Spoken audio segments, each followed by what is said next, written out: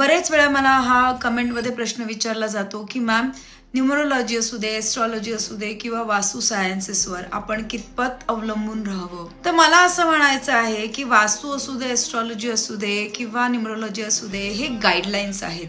Okay, आपण आत्ता करत असलेली जी कर्म आणि आपण आपलं घेऊन आलेलं जे संचित कर्म आहे त्याच्यानुसार आपल्याला जे डे टू डे लाईफमध्ये इश्यूज येतात, ऑब्स्टिकल्स होतात, यश मिळतं किंवा अपयश मिळतं, हे सगळं अवलंबून असतं.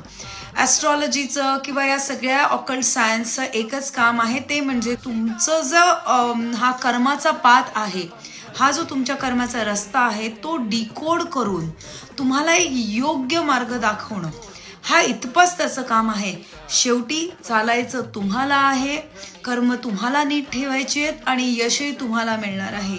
मला असं वाटतं जर आपण योग्य मार्गदर्शन घेतलं तर हा रस्ता जो आपला आहे तो नक्की योग्य आहे, आपण नक्की योग्य मार्गाला आहोत का नाही हे पाहणं सुकर होतं. तुमचेही असे काही प्रश्न असतील ना फ्रेंड्स, ज्याची उत्तरं अनुत्तरित राहिलेली असतील तर डेफिनेटली कमेंट्समध्ये विचारा. मी डेफिनेटली प्रयत्न करेन तुमच्या प्रश्नांची उत्तरं द्यायची.